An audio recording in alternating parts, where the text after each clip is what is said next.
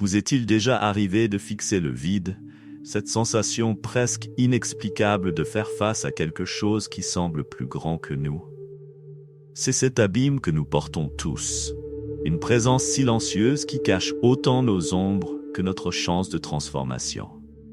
C'est un espace où se mêlent la peur et la quête de soi, là où le rationnel cède sa place à l'inconnu.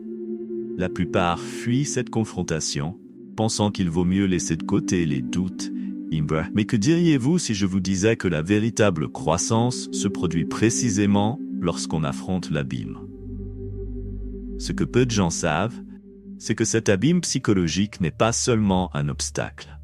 Il est un pont vers l'introspection, une clé pour libérer le potentiel que nous cachons en nous-mêmes. Nietzsche, Jung et même les anciennes traditions spirituelles en parlent.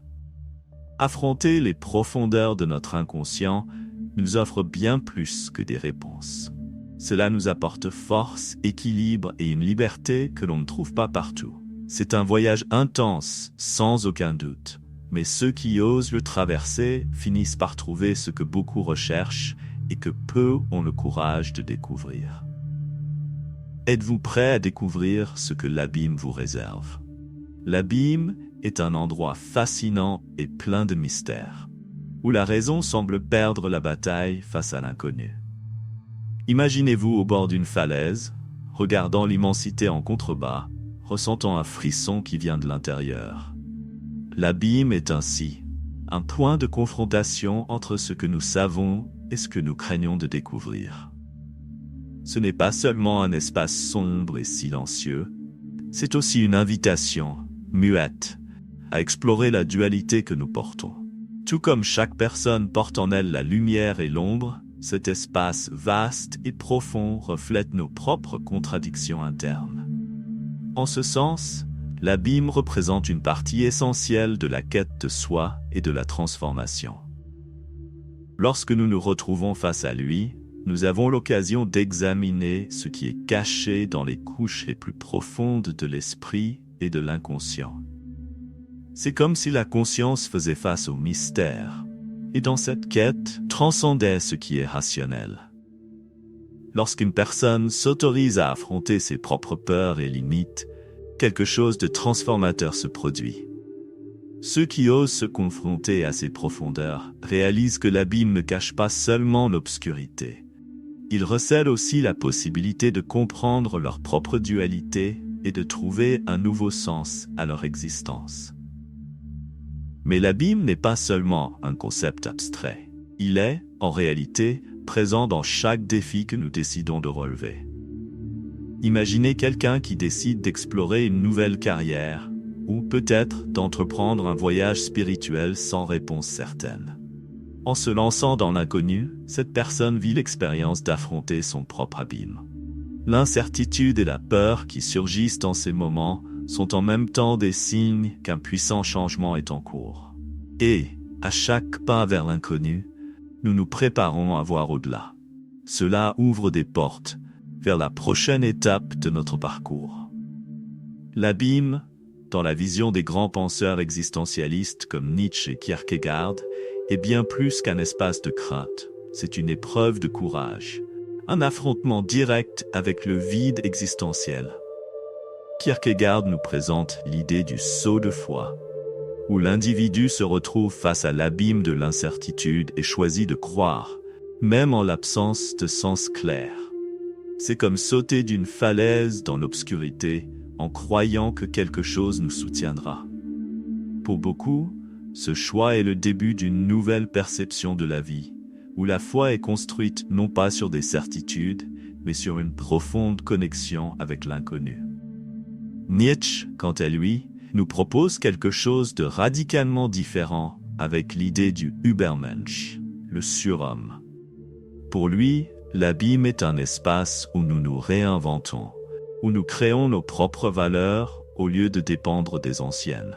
Faire face à l'abîme, c'est accepter la possibilité que le vide est toujours présent, et que, au lieu de le fuir, nous pouvons trouver une nouvelle affirmation de la vie. C'est un défi pour rechercher un sens qui nous est propre, sans besoin de validation extérieure. Ce processus exige souvent un abandon à l'inconnu et une confiance en son propre pouvoir créatif, une démarche que peu osent entreprendre. Mais comment cela s'applique-t-il dans la pratique? Imaginez quelqu'un face à une grande décision. Peut-être quitter un emploi stable pour poursuivre un rêve que personne autour de lui ne comprend. En faisant ce saut, cette personne vit ce que Kierkegaard a appelé le saut de foi. Et, comme Nietzsche le suggère, elle crée son propre chemin, indépendamment des attentes des autres. Affronter le vide existentiel signifie s'ouvrir au nouveau, construire sa propre identité sans dépendre de ce qui lui a toujours été donné. Ainsi, l'abîme n'est pas simplement un vide, il devient une force qui pousse vers la transformation. En psychologie, l'abîme prend un nouveau sens. C'est l'endroit où l'inconscient collectif et notre ombre personnelle se rencontrent, comme l'expliquait Carl Jung. Pour lui, l'abîme représente ce que nous cachons de nous-mêmes, les parties réprimées, les peurs et impulsions que nous évitons de regarder en face. En affrontant l'abîme en nous, nous entrons en contact avec l'inconnu, ce côté sombre qui, en vérité, recèle de précieuses leçons sur notre véritable identité. Lorsque nous explorons ces aspects, comme le défendait Jung, nous commençons à intégrer ces ombres, atteignant ainsi un état d'équilibre intérieur. Cette quête de l'abîme mental est un défi, car elle implique de confronter notre propre ombre, celle que nous préférons ignorer. Jung pensait que fuir ces aspects génère de la souffrance, car ils surgissent de manière incontrôlée, influençant nos actions sans que nous en soyons conscients. En affrontant notre abîme intérieur, nous découvrons non seulement ce qui nous effraie, mais aussi une immense source de connaissance de soi. C'est comme si, en confrontant nos faiblesses et désirs cachés, nous acquérions une nouvelle vision de notre objectif. Ce processus, contrairement à ce qu'il peut sembler, peut être libérateur, ouvrant des portes vers une transformation véritable. Dans la pratique, cet affrontement peut se produire de diverses façons. Que ce soit à travers une thérapie ou en explorant des expériences comme la méditation profonde. Imaginez quelqu'un qui décide d'explorer la racine de ses insécurités et découvre peu à peu les traumatismes qui ont façonné ses choix. C'est une rencontre avec l'abîme, une révélation de ce qui est caché, mais qui influence profondément la vie quotidienne. En acceptant et en intégrant ces aspects, la personne se renforce, développe un nouveau regard sur ses défis et se prépare à aller encore plus loin. Et cette exploration, bien que complexe, nous prépare pour la prochaine étape de transformation. L'abîme dans la religion et la spiritualité est un symbole puissant de transformation et de renaissance. Dans la Bible, l'abîme apparaît comme un lieu de chaos primordial, mais aussi de création et de rédemption, où l'obscurité initiale fait partie intégrante du processus de formation du monde. De nombreuses traditions spirituelles voient l'abîme comme une sorte de nuit noire de l'âme, une phase de profonde désolation qui mène à l'illumination. C'est un chemin où l'être humain est purifié, se vidant de tout ce qui est superficiel pour se connecter au divin. Affronter l'abîme est une quête sacrée, une opportunité de renouvellement spirituel. Dans ce contexte, traverser l'abîme est comme une renaissance. Pour beaucoup, cela représente une période de défis spirituels intenses, où les croyances anciennes sont remises en question et où la foi est mise à l'épreuve jusqu'à ses limites. C'est une phase d'incertitude, dans laquelle l'individu doit abandonner son ego et ses certitudes pour devenir plus réceptif à quelque chose de plus grand. Cette purification, bien que douloureuse, est considérée comme essentielle pour atteindre une connexion profonde avec le divin. Comme si l'abîme était une rivière qui lave l'esprit, le préparant pour une nouvelle conscience, plus élevée et davantage alignée avec le but divin. L'expérience de l'abîme spirituel est également quelque chose que l'on peut vivre au quotidien, notamment lors de grands changements ou de pertes, quand on se sent vide et déconnecté. Au lieu de fuir ces sensations, Embrasser l'abîme peut nous conduire à une transformation authentique. Pensez à quelqu'un qui traverse une perte significative. Au lieu d'éviter la douleur, cette personne plonge dans sa souffrance et y découvre une nouvelle forme de signification, une nouvelle façon de voir la vie. C'est la traversée de l'abîme, un passage qui nous mène à un point plus profond et nous rapproche de la prochaine étape de notre voyage intérieur. Dans la littérature et l'occultisme, l'abîme prend une dimension encore plus complexe, symbolisant la lutte entre l'être humain et l'inconnu. De nombreux auteurs, tels que H.P. Lovecraft, ont exploré l'abîme comme une force indifférente et incompréhensible, où l'humanité se confronte à sa propre insignifiance face à l'immensité du cosmos.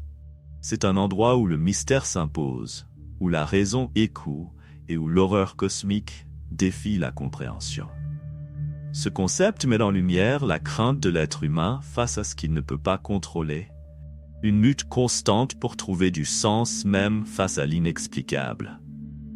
Dans l'occultisme et la Kabbale, l'abîme est considéré comme l'épreuve spirituelle ultime, le point où l'ego doit être laissé derrière. C'est comme un pont entre les niveaux inférieurs et supérieurs de l'être, où l'individu se dissout pour trouver une unité plus grande. L'abîme représente ce moment où, pour progresser spirituellement, il est nécessaire de surmonter les illusions du moi, de se transformer en quelque chose de plus grand. C'est un passage qui exige un abandon total des vanités et des peurs, préparant l'esprit pour un voyage d'intégration et de révélation. Pour ceux qui recherchent cette expérience, l'abîme est un rite de passage inévitable. En pratique, cette confrontation avec l'abîme peut être comparée à des moments où une personne doit abandonner d'anciennes croyances pour adopter une nouvelle vision. Imaginez quelqu'un qui a toujours suivi une voie définie, mais qui se voit contraint de tout remettre en question, peut-être à cause d'une crise personnelle ou d'un éveil spirituel. En remettant en cause ce en quoi elle a toujours cru, cette personne expérimente l'abîme littéraire et occulte. C'est le point où la peur et le doute se transforment en une chance d'évolution, préparant le chemin vers une nouvelle compréhension. Et cette préparation est essentielle pour le prochain stade de croissance. L'abîme, en fin de compte, est un rite de passage, un symbole profond de transformation qui nous défie d'aller au-delà du connu et d'embrasser l'inconnu. Affronter l'abîme implique de renoncer à l'ego et d'accepter nos limites, mais nous offre aussi une opportunité d'émerger avec une nouvelle conscience. C'est comme un pont entre l'ancien et le nouveau moi, où la personne se défait de ses certitudes pour s'ouvrir à un univers de possibilités. Ce processus, bien qu'inconfortable, est ce qui permet d'atteindre une profondeur que peu de gens osent explorer. Ce pouvoir transformateur de l'abîme est lié à notre propre évolution, tant personnelle que spirituelle. Lorsque nous plongeons dans cet espace, nous sommes contraints de confronter les ombres et la dualité que nous portons, y trouvant la clé de l'intégration et de l'équilibre.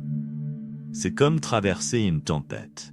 À la fin, nous en sortons plus forts, plus conscients et mieux préparés pour affronter les défis de la vie.